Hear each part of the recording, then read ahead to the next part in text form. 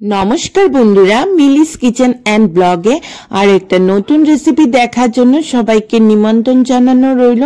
ভিডিওটা শেষ পর্যন্ত দেখার জন্য অনুরোধ রইল। তো শুরু করা যাক আজকের এই রেসিপি।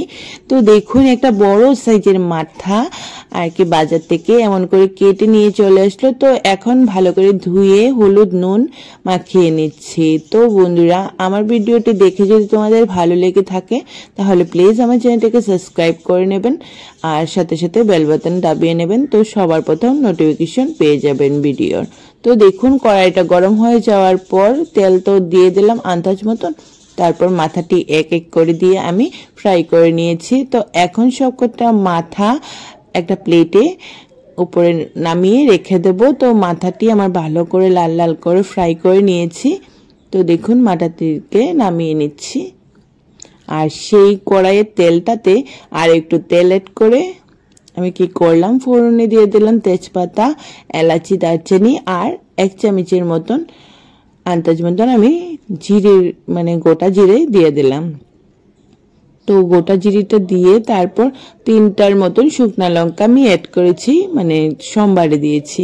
তো সম্বারটা ভালো করে ফ্রাই হয়ে যাওয়ার পর এই যে দেখুন গুটগুট করে আলু কেটে রেখেছি। তো গুটগুট করে আলুটিকে আমি এখন এই তেলটার সাথে আর কি অ্যাড করে দিয়েছি। তো আলুটি এমন করে এখন হলুদ আর নুন দিয়ে লাল লাল করে ফ্রাই করে নেব আলুটিকে। তো দিয়ে দিলাম পরিমাণ মতো নুন আর 1 চামচ হলুদ দিয়ে দেব, আর সাথে অল্প লাল লঙ্কার গুঁড়ো দিয়ে দেব। তো লাল লাল করে আমি আলুটিকে ফ্রাই করে নেব। আর লঙ্কাটা আমি একবারে লঙ্কার গুঁড়োটা অ্যাড করে নিয়েছি। তো দেখুন, এখন নাড়াচাড়া করে আলুটিকে লাল লাল করে ফ্রাই করে নিচ্ছি।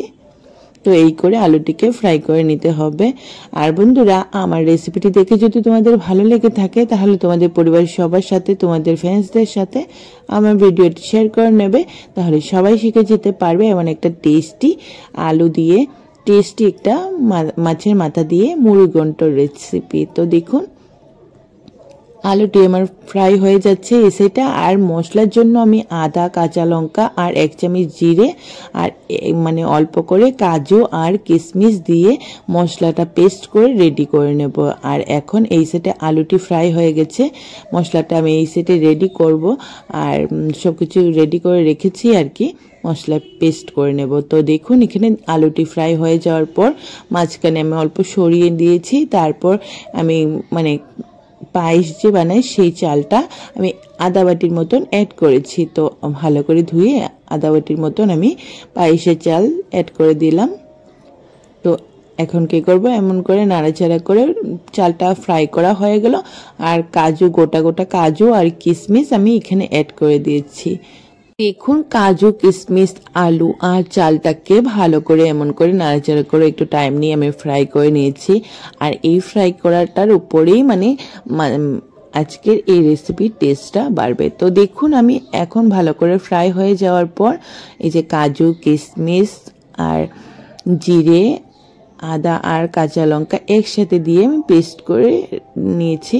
আর কাজু কিশমিশ দিয়ে যে পেস্ট করেছি সেই ভিডিওটা আর আপনাদের সাথে শেয়ার করতে পারিনি, স্কিপ হয়ে গেছে। তো দেখুন, পেস্টটা আমি রেডি করে একটা বাটিতে নিয়ে নিলাম। আর বাটির থেকে এই মশলাটা দিয়ে বাটিটা ধুয়ে অল্প জল অ্যাড করে দিয়েছি এই সময়, কেননা যদি মশলাটা পুরা লেগে যায় তাতে খেতে ভালো লাগবে না। তার জন্য এই সময় অল্প জল অ্যাড করে আমি এখন নাড়াচাড়া করে অনবরত আমি এই মশলাটাকে আর চাল, আলু সব কিছু একসাথে ভালো করে কষিয়ে নেব। তো দেখুন, ভালো করে কষিয়ে নিয়েছি।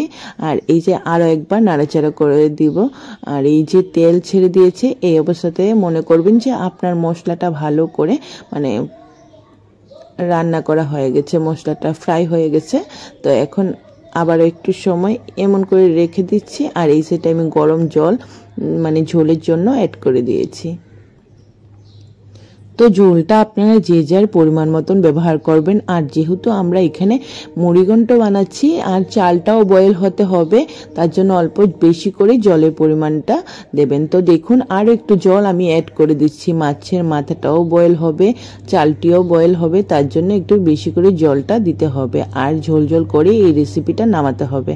আর কেননা একটু টাইম গেলে পরে ঝোলটা একবারেই মানে শুকিয়ে যায়, তার জন্য একটু ঝোল ঝোল করে রান্না করে নামাতে হবে। তো দেখুন এই সময় ঝোলটাতে উতরানি চলে আসলো, আর এক এক করে সবকটা মাছের মাথা আমি এখানে অ্যাড করে দিচ্ছি। তো দেখুন মাছের মাথাটি দিয়ে আরও 5 থেকে 6 মিনিটের মতন আমি এখানে রান্না করে নেব। চালটাও বয়েল হয়ে যাবে আর মাছের মাথাটিও বয়েল হয়ে যাবে। তো বন্ধুরা একবার অন্তত আমার স্টাইলে আপনারা বাড়িতে ট্রাই করে দেখতে পারেন, আশা করি সবার খুব ভালো লাগবে।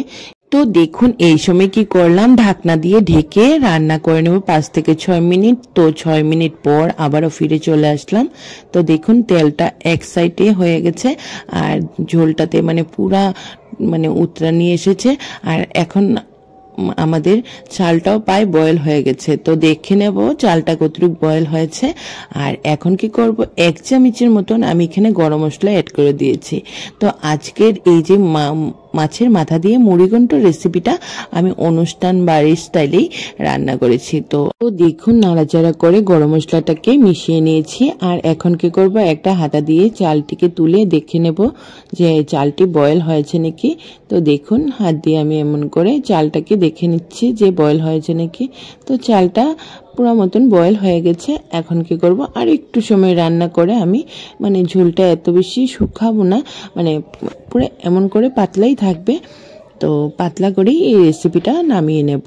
মানে টাইম গেলে কি হবে, এই ঝোলটা টান মেরে দেবে, তার জন্য আজকে এমন ঝোল ঝোল করেই এই রেসিপিটাকে নামিয়ে নেব। তো দেখুন অল্প মানে রান্না করে নামিয়ে নিয়েছি। এই যে আমাদের অনুষ্ঠান বাড়ির মতন মাছের মাথার মুড়িঘণ্ট রেসিপি কি লোভনীয় না? সত্যি বন্ধুরা খেতে খুব দারুণ লাগে।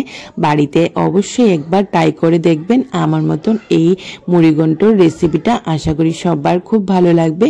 তো বন্ধুরা আজকে আমি এখানে বিদায় নেব, কালকে আরেকটা নতুন রেসিপি নিয়ে আপনাদের সামনে ফিরে চলে আসবো। ততক্ষণ পর্যন্ত আপনারা ভালো থাকবেন, সুস্থ থাকবেন আর আমার সাথে থাকবেন। আর আমার চ্যানেলে প্রতিটা ভিডিও দেখে নেবেন। আর আমার ভিডিওটি দেখে যদি ভালো লেগে থাকে তাহলে আমার চ্যানেলটিকে সাবস্ক্রাইব করে লাইক কমেন্ট শেয়ার করতে ভুলবেন না। তো ভিডিওটা শেষ পর্যন্ত দেখার জন্য অসংখ্য ধন্যবাদ। আজকে আমি এখানে বিদায় নিচ্ছি। টাটা বাই বাই, সবাই সুস্থ থাকবেন, ভালো থাকবেন।